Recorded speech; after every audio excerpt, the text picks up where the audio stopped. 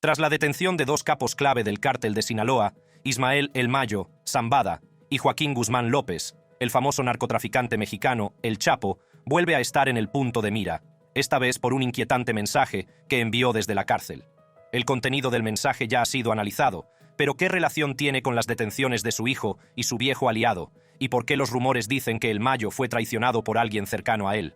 Este vídeo está repleto de respuestas que te permitirán echar un vistazo a un peligroso mundo de crimen, desconfianza y traición. Ahora, el mensaje de El Chapo. El mensaje de SOS. ¿Qué puede llevar a un hombre tan famoso como Joaquín Archibaldo Guzmán Loera, conocido popularmente como El Chapo, a gritar desde los muros de acero de su celda? ¿Y qué podría obligar a un narcotraficante tan temido a expresar vulnerabilidad y desesperación de una forma que desafía su despiadada reputación? Este hombre, antaño una figura formidable e intocable en el mundo del narcotráfico, envió un inquietante mensaje que ha conmocionado tanto al AMPA como a las fuerzas del orden. Descrito como un SOS, el mensaje, dirigido al expresidente mexicano Andrés Manuel López Obrador, AMLO, fue transmitido a través de su abogado, José Refugio Rodríguez, y su familia. En la carta, El Chapo suplicaba desesperadamente a AMLO que interviniera para conseguir su liberación y le devolviera a México para enfrentarse a los cargos que aún se le imputan. El exjefe del cártel de Sinaloa también suplicó mejores condiciones carcelarias, alegando que estaba siendo sometido a un trato inhumano y a un aislamiento extremo. Actuando como intermediario, el abogado de El Chapo, José Refugio Rodríguez, transmitió su mensaje a AMLO, suplicando al presidente que venga al rescate de Guzmán y lo ayude a regresar a México debido a los abusos de derechos humanos que enfrenta dentro de la tristemente célebre prisión ADX Supermax en Florence, Colorado. En los 6 años que Joaquín lleva en Estados Unidos, no ha visto el sol, declaró Rodríguez. No le permiten comunicarse con los demás internos del lugar donde está recluido. Su situación se traduce en tortura psicológica porque está segregado en su celda. Tras la carta, AMLO reveló que revisaría la petición desesperada de El Chapo por razones humanitarias. Sin embargo, el canciller mexicano, Marcelo Ebrard, minimizó las posibilidades de cualquier intervención gubernamental, haciendo casi inexistente la posibilidad de que el capo regrese a México. Para los que lo sepan, ADX Florence, alias Alcatraz de las Rocosas, donde está encarcelado actualmente El Chapo, es uno de los centros penitenciarios más seguros de EUU. Allí se recluye a individuos que las autoridades estadounidenses consideran que han cometido los crímenes más atroces. Entre ellos se encuentran Ted Kaczynski, alias el Luna Bomber, que llevó a cabo una campaña de atentados por todo el país entre 1978 y 1995. Dzhokhar Tsarnaev, uno de los autores del atentado de la Maratón de Boston en 2013, autores de los atentados del 11S, como Zacarías Moussaoui, e infames capos de la droga como el mismísimo El Chapo. Una vez en esta prisión, no hay escapatoria, y como sugieren los rumores, el tratamiento entre sus muros puede volverte tan loco como para contemplar el suicidio. Pero incluso el suicidio es un placer que este centro no puede permitirse ofrecer a los reclusos. Para El Chapo, supuestamente recluido en régimen de aislamiento, las condiciones son aún más severas. Pasa 23 horas diarias en una celda pequeña e insonorizada, con un contacto humano mínimo y acceso limitado a la luz natural.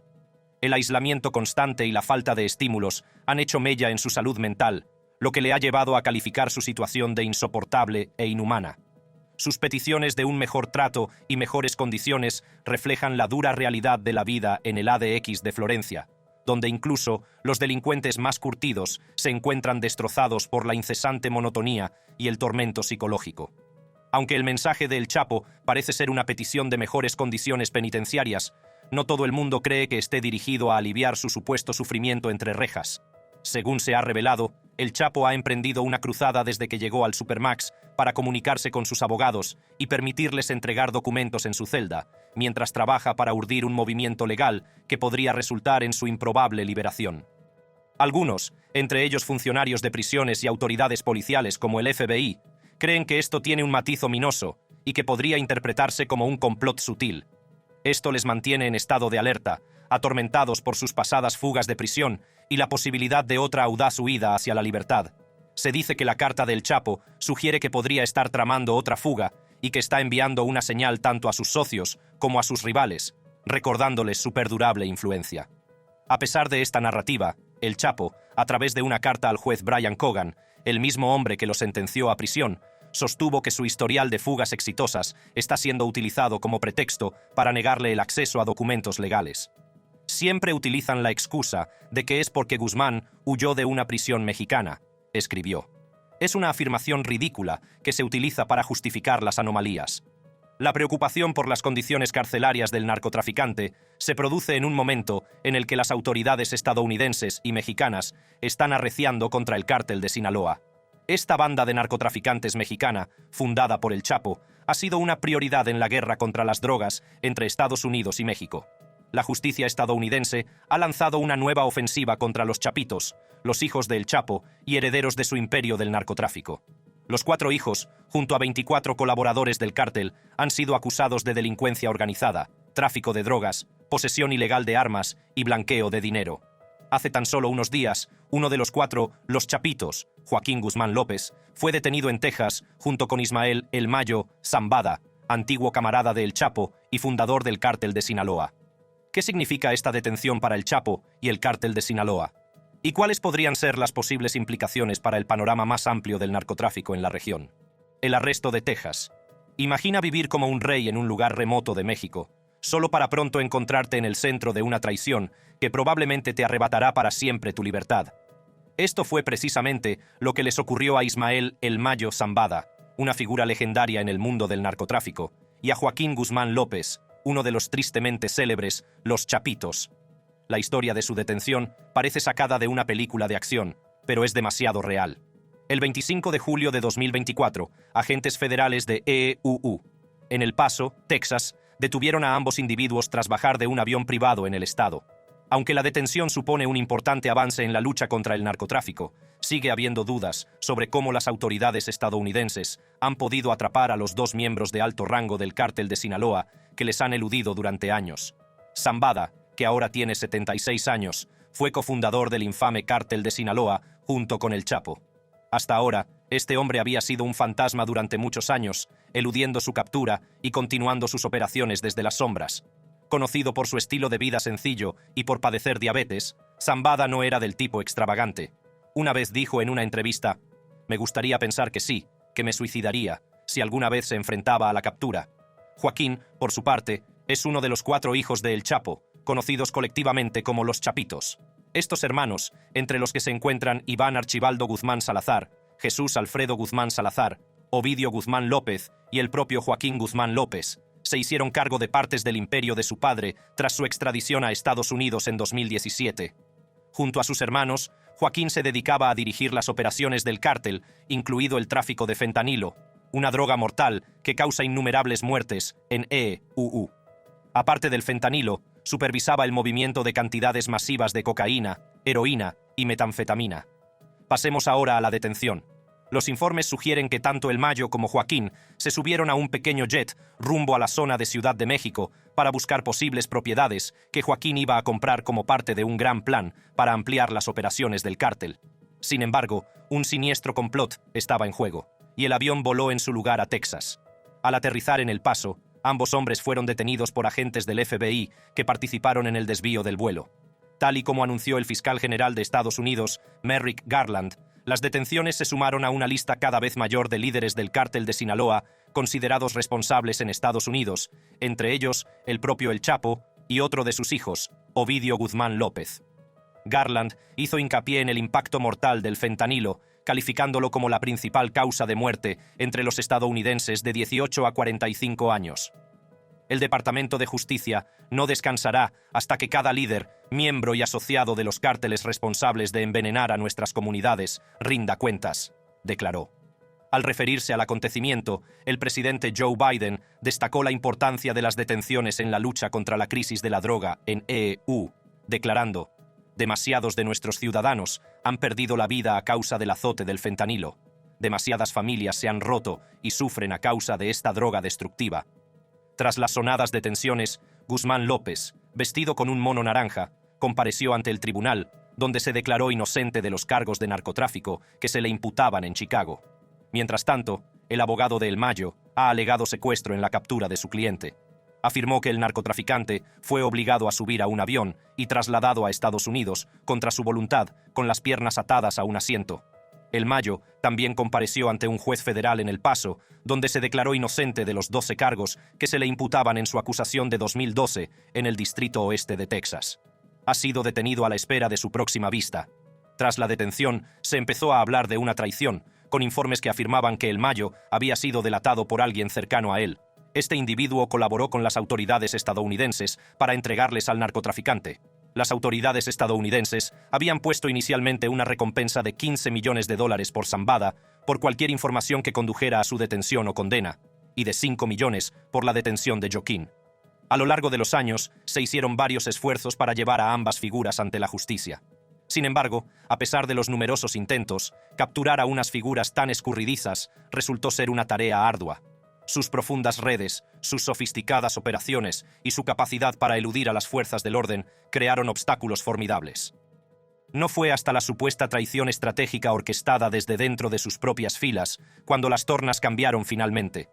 La colaboración con las autoridades estadounidenses, alimentada por motivos aún envueltos en la especulación, condujo finalmente a la caída de El Mayo y puso de manifiesto la peligrosa naturaleza de la confianza dentro de la jerarquía del cártel.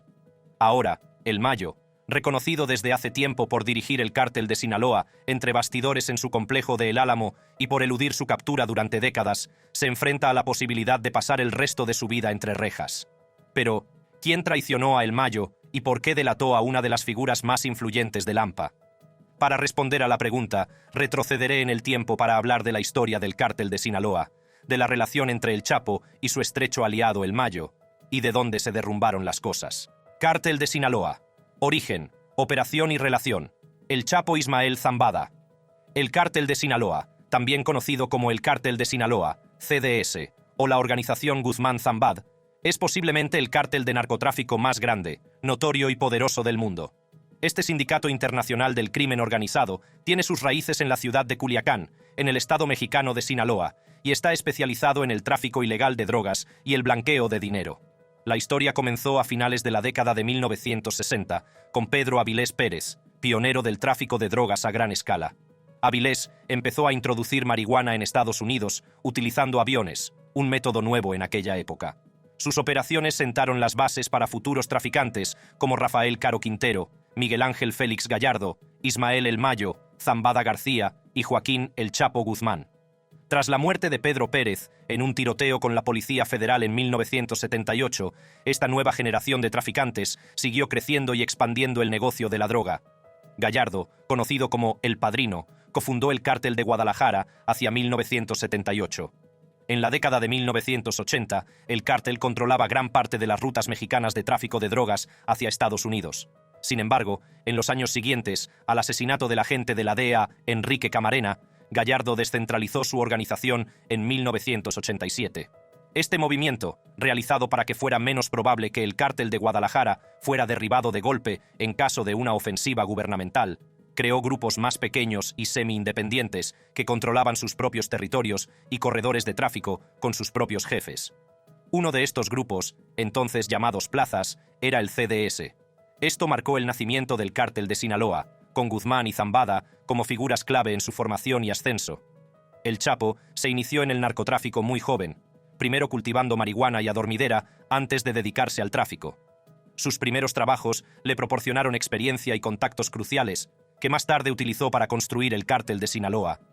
El Mayo, que empezó como contrabandista de poca monta, se ganó rápidamente la reputación de coordinar los envíos de droga y mantener fuertes alianzas. Tras la detención de Gallardo en 1989, el Chapo y el Mayo, junto con Héctor Luis Palma Salazar, entonces lugartenientes en la organización del capo de la droga, se hicieron con el control total de los CDS. A pesar de sus diferentes orígenes, Guzmán y Zambada trabajaron bien juntos, transformando el Cártel de Sinaloa en un imperio de la droga valorado en unos $12.600 millones. El Chapo era conocido por su crueldad y creatividad en el tráfico de drogas. Su enfoque innovador del narcotráfico desempeñó un papel crucial en la expansión del CDS. Fue pionero en el uso de túneles para el contrabando de drogas a través de la frontera entre México y Estados Unidos, lo que aumentó significativamente la eficacia y los beneficios de las operaciones del cártel. Estos túneles, equipados con luces, ventilación e incluso sistemas ferroviarios, permitieron al CDS eludir la seguridad fronteriza tradicional y mantener un flujo constante de drogas hacia Estados Unidos.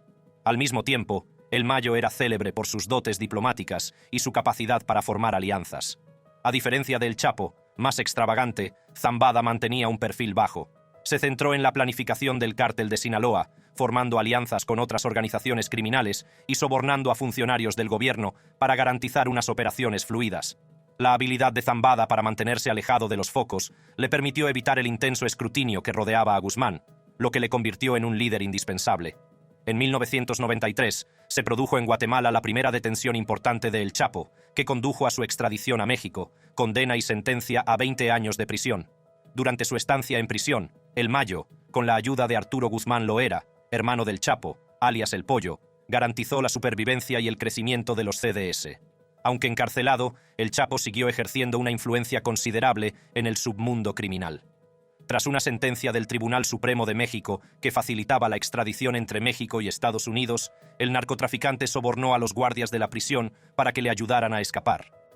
El 19 de enero de 2001, un guardia de prisiones, Francisco El Chito Camberos Rivera, abrió la puerta electrónica de la celda de Guzmán, lo que le permitió escapar de la prisión de Puente Grande en un cesto de la ropa sucia. El Mayo, siempre tan estratega, envió un helicóptero a recogerlo, consolidando así su asociación y las operaciones del cártel. A principios de la década de 2000, el cártel de Sinaloa siguió expandiendo sus operaciones, eliminando rivales y asegurando rutas clave para el narcotráfico. La influencia del cártel se extendió más allá de México, con importantes operaciones en Estados Unidos e incluso hasta Filipinas.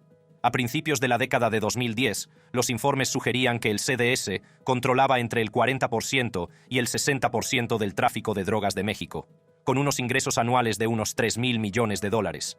Para entonces, el cártel operaba en al menos 22 estados mexicanos y más de 50 países, con un dominio significativo en Estados Unidos.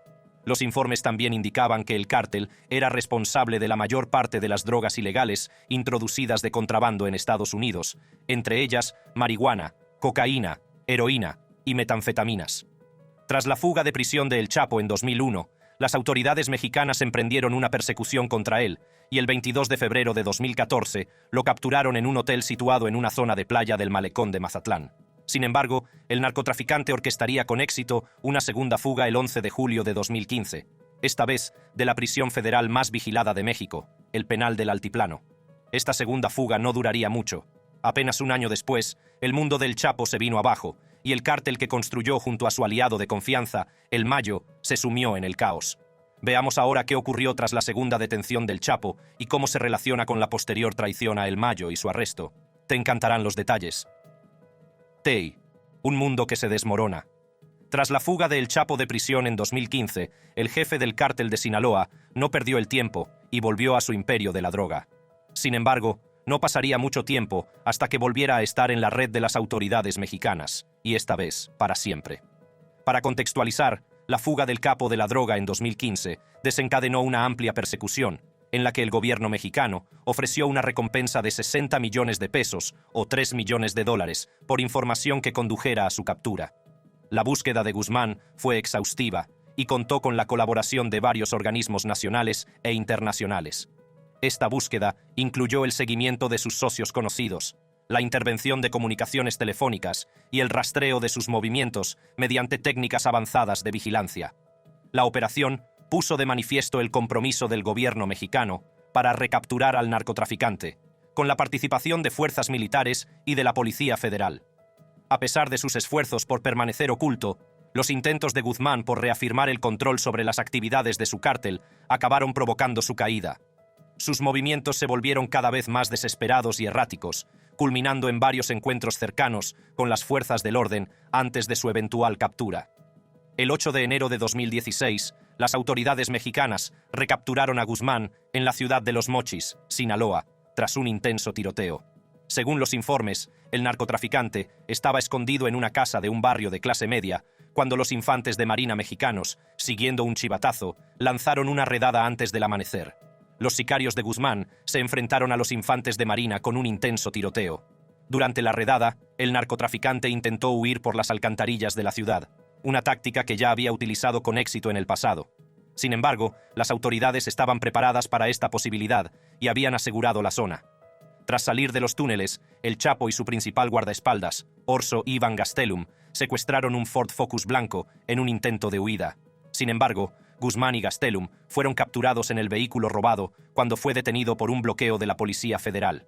Guzmán fue trasladado inmediatamente a Ciudad de México para su posterior procesamiento. 2 días después, las autoridades mexicanas iniciaron formalmente un nuevo proceso de extradición a EUU.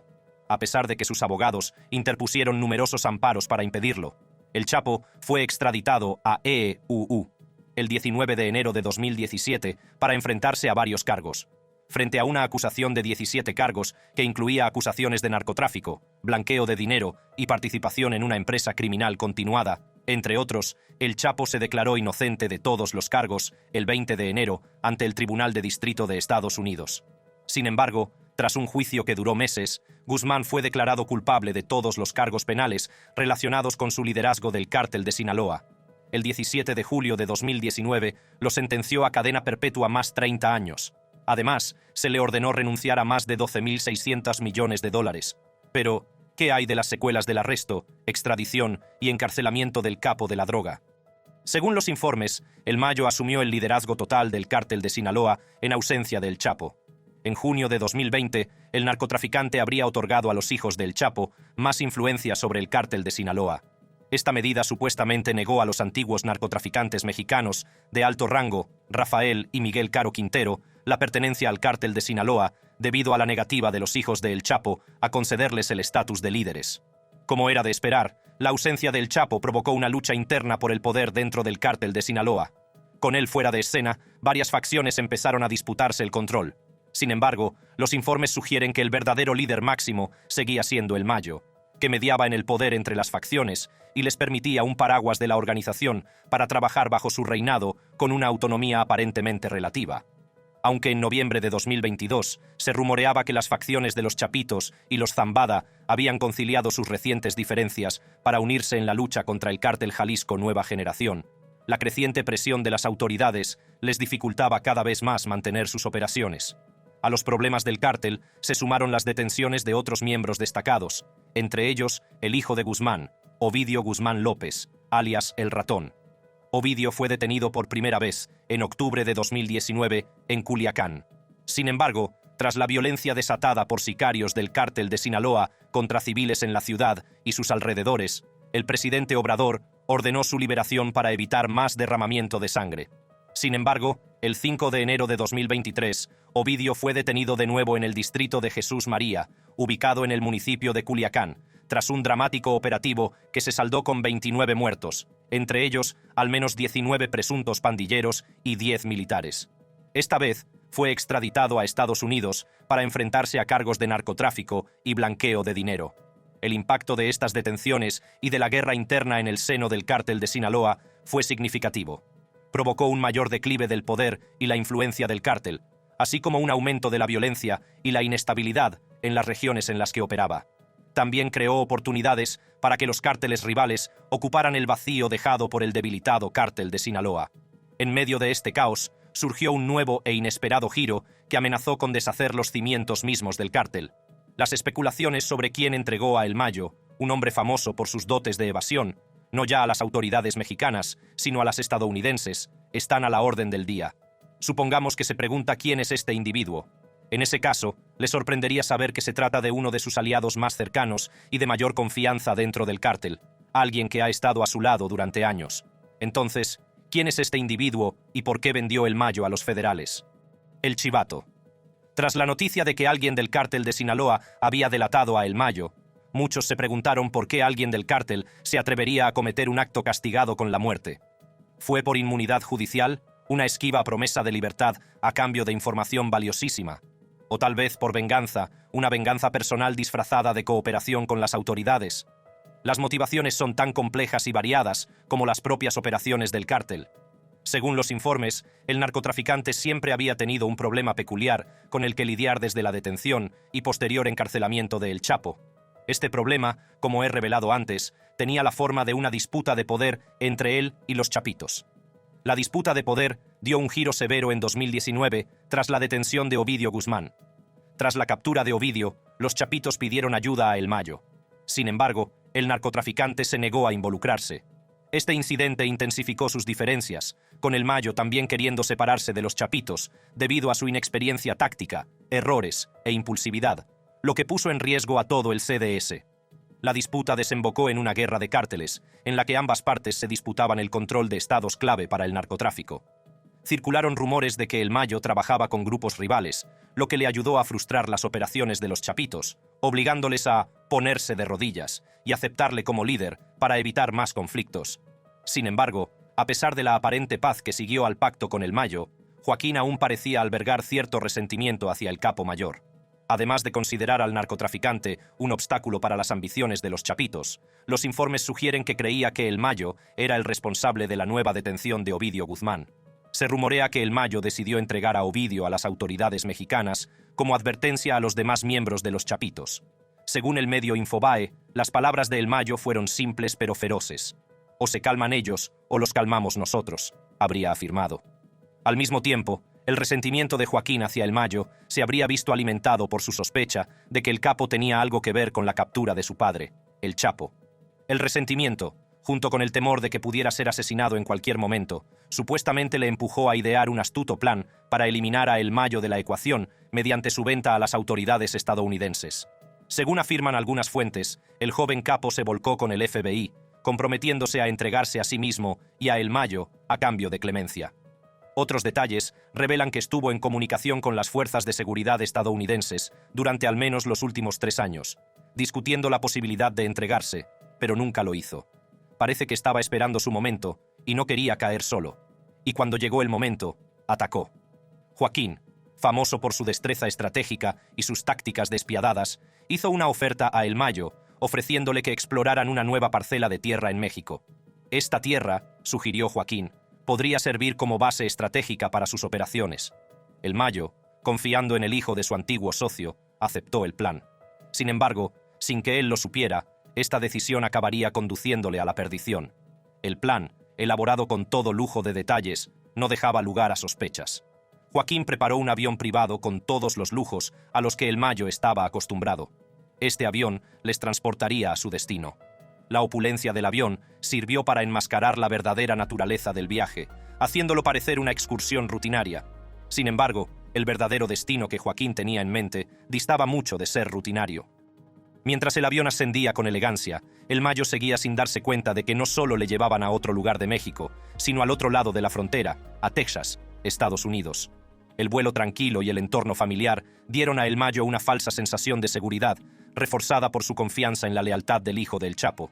Sin embargo, cuando el avión comenzó a descender, la trampa cuidadosamente tendida empezó a revelarse. No fue hasta que aterrizaron en El Paso, Texas, y fueron atrapados por agentes federales estadounidenses, cuando el viejo narcotraficante se dio cuenta de la verdadera naturaleza de la traición. Según los informes, la traición de Joaquín a el Mayo fue probablemente en represalia por haber abandonado a los Chapitos cuando más le necesitaban, y lo que es peor, por haber entregado a Ovidio a las autoridades. Al mismo tiempo, otra posibilidad es que buscara una reducción de la pena de cárcel u otro tipo de indulgencia por parte de las autoridades estadounidenses a cambio de entregarles a el Mayo. La captura de una figura de tan alto perfil sería sin duda una importante moneda de cambio. También hay que tener en cuenta que la traición de Joaquín fue puramente estratégica.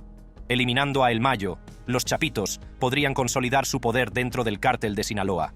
Con el capo entre rejas, habría menos resistencia interna a su liderazgo, lo que les permitiría dirigir el cártel sin interferencias. ¿Te ha gustado este vídeo?